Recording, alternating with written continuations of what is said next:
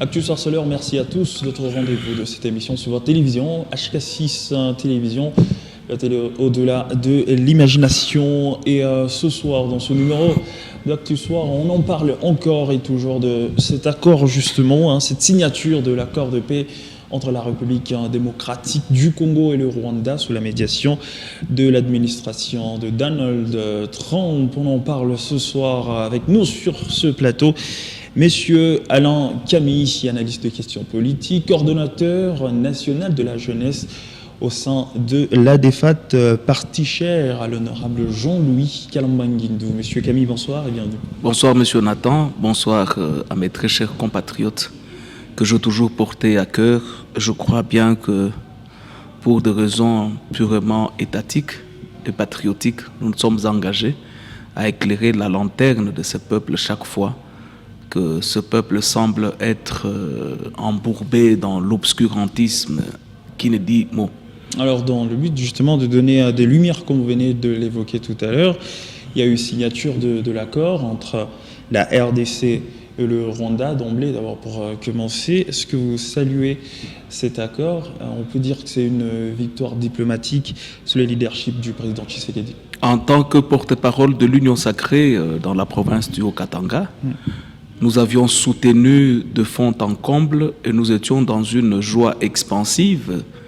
Hier d'ailleurs, avec le président de la coordination de l'Union sacrée en province, je cite son Excellence, Monsieur le gouverneur de province, ensemble avec le parti, association, ONG de l'Union sacrée en province, pour dire que nous soutenons d'une manière sans pareille l'accord qui a été signé, parce qu'il s'agit d'un accord de paix qui met fin aux hostilités, un accord qui met fin à des tueries, un accord qui met fin aux violations de droits fondamentaux du peuple congolais, qui met fin au viol sur nos mamans, un accord qui met fin à l'esclavagisme dans lequel vivent mes chers compatriotes qui sont sous l'occupation rwandaise et avec les supplétifs M23 AFC. Est-ce déjà une victoire ou c'est d'abord sur papier, il faudra attendre voir les résultats sur terrain?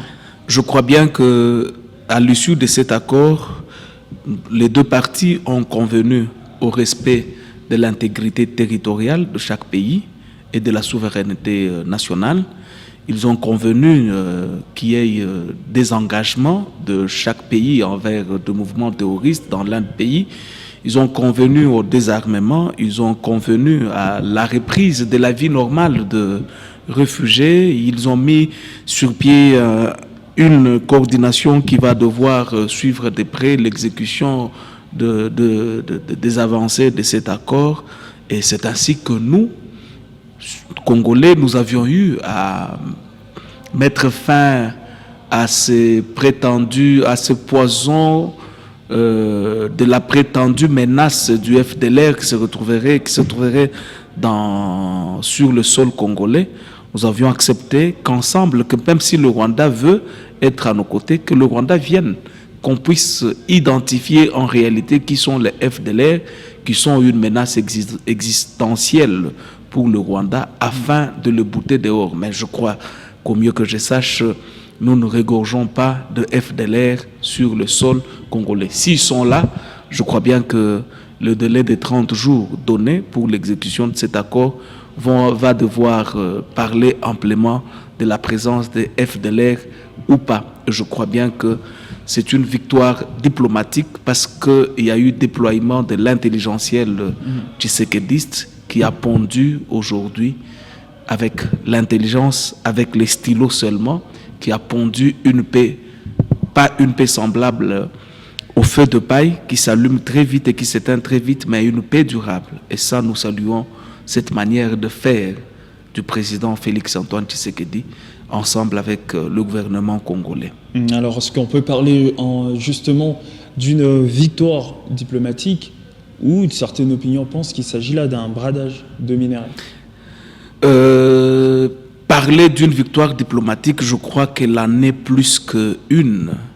parce qu'avec la diplomatie en ce jour, nous avons jugulé l'avancée de M23 qui nous avait promis que le 30 juin, il devrait fêter l'indépendance avec les Congolais. À Kinshasa, le 30 juin est passé, ils n'ont pas su avancer d'un seul iota de là où ils sont.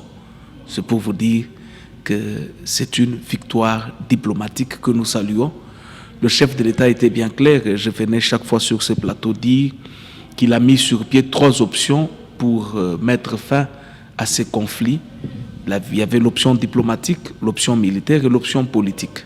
Militairement, Fachi a su prouver de quoi il était capable avec l'armée congolaise que je salue et que je félicite. Vraiment, chapeau bas à eux. Il a su prouver que devant un mouvement terroriste lourdement armé et sophistiquement armé, il a tenu. Et sur le plan diplomatique, aujourd'hui, ils sont tous perdus dans la boue. Personne ne comprend plus Tshisekedi.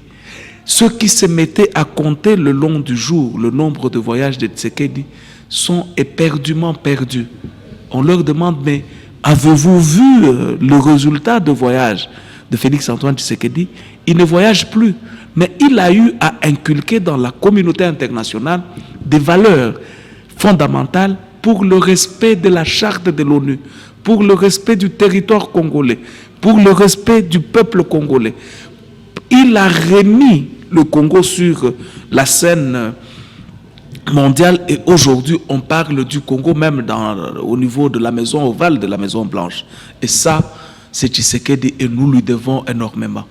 Alors, à la question relative au bradage de par rapport au bradage de minerais, qu'est-ce que vous en pensez? J'ai avec moi les durs de cet accord.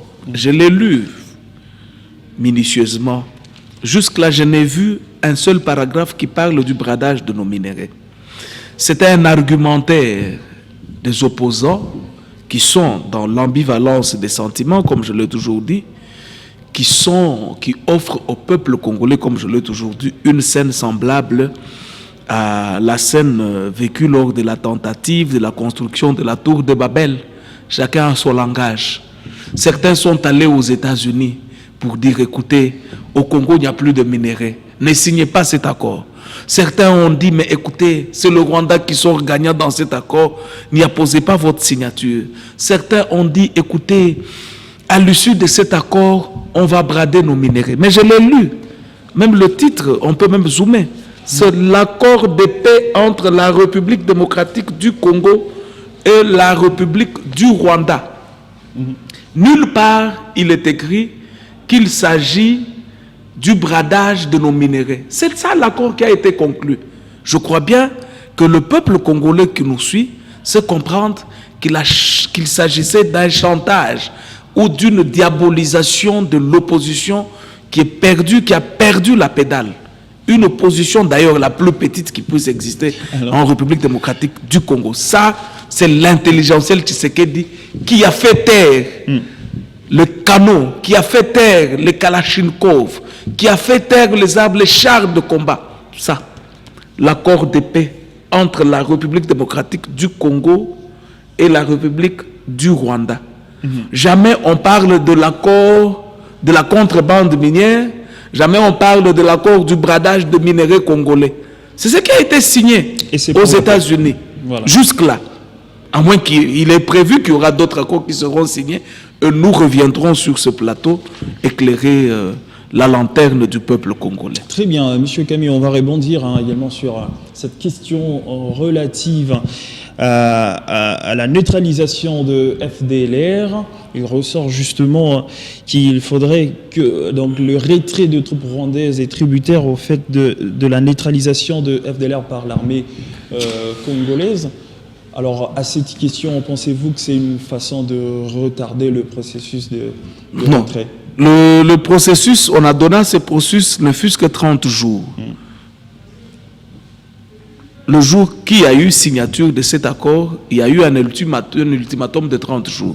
C'est ainsi que les États-Unis viennent même de nommer un général à 4 étoiles qui est chargé pour diriger le mécanisme opérationnel de la neutralisation définitive des FDLR si jamais ils existent sur le sol congolais et du monitoring de désengagement du Rwanda sur le sol congolais. Donc cet accord ne vise que 30 jours. Nous croyons qu'après 30 jours, il y aura une évaluation. On verra, est-ce le Congo qui a la volonté d'héberger les FDLR ou c'est le Rwanda qui n'a pas voulu accepter qu'il y ait des engagements de ses troupes sur le sol congolais. Parce que tous nous savons que le M23, sans le Rwanda, c'est une coquille vide. Est-ce que vous pouvez vous imaginer si demain le Rwanda commençait à se désengager, à ne pas apporter son soutien aux terroristes M23? Ça ne reste qu'une coquille vide, comme je l'ai dit. Qui sera Nanga? Heureusement, dans cet accord, il est dit, si dans le mouvement terroriste M23, il y a des Congolais qui veulent intégrer cette fois-là l'armée congolaise ou la police congolaise, ça ne sera pas en masse. Ça ira de cas par cas. Chacun viendra selon un critérium prescrit. As-tu été loyal à l'égard de ta nation? As-tu tué ton peuple? As-tu commis des crimes contre l'humanité? Mais on ne prendra pas tout le monde. Ça sera cas par cas. Et tout le groupe non armé, armé non étatique, seront démobilisés, désarmés. Peut-être, je crois bien, qu'il y aura une insertion sociale. Et ça, tout ça est prévu dans cet accord. Alors, les mauvaises langues pendantes et les bouches béantes qui ont eu à dire au peuple congolais qu'il s'agit du bradage de nos minéraux sont confus et sont dans une perfidie qui ne dit son nom en ce net moment, parce que nous, lieutenants fascistes, tshisekédistes de la défunte chère à l'honorable Jean-Louis Kalamba, nous sommes là pour contredire quiconque veut faire avaler cette pilule amère au peuple congolais pour dire que, écoutez, il s'agit du bradage de nos minéraux. Alors, en dépit de plusieurs accords, quel est l'impact salutaire de cet accord en ce qui concerne la situation sécuritaire dans la partie est de la République démocratique du Congo? L'impact salutaire est que dans cet accord, il est même prévu le retour des réfugiés dans leur milieu d'habitation habituel. Ils vont revenir. Il y a un mécanisme de sécurisation et de suivi, même d'évaluation de cet accord qui est mis sur pied. Il y a la MONUSCO et ses partenaires multisectoriels qui seront là pour suivre de près cet accord. Cet accord n'a pas mis dans les oubliettes les documents majeurs pondus à Luanda. Et tout ça, ce sont les efforts diplomatiques du chef de l'État Félix Antoine Tshisekedi, mal compris par certains, une frange de l'opposition. Mais nous sommes heureux de voir que même dans l'opposition, tous ceux qui n'arrivaient pas à regarder dans la même direction que nous ont salué l'avènement de la signature de cet accord. Moïse Katumbi a salué l'avènement de la signature de cet accord. Nanga a pris acte de la signature de cet accord. Fayoulou, lui, avant même que la signature de cet accord ait lieu, il avait déjà cru, il a changé. C'est un fasciste incurable en ce net moment. Donc c'est pour vous dire que Tshisekedi, en ce net moment, c'est un leader incontesté et incontestable. Monsieur Kami, il faut attendre voir les résultats sur terrain pour crier haut et fort. Tout celui qui sait voir plus loin que son nez, c'est déjà que les résultats sont déjà là. En tout cas, il faudra attendre. Merci beaucoup, monsieur Kami, d'avoir répondu à nos questions. Je vous en prie. Mesdames et messieurs, c'est la fin de ce numéro de Actu Soir sur HK6 Télévision. Merci à toutes et à tous de nous avoir regardés.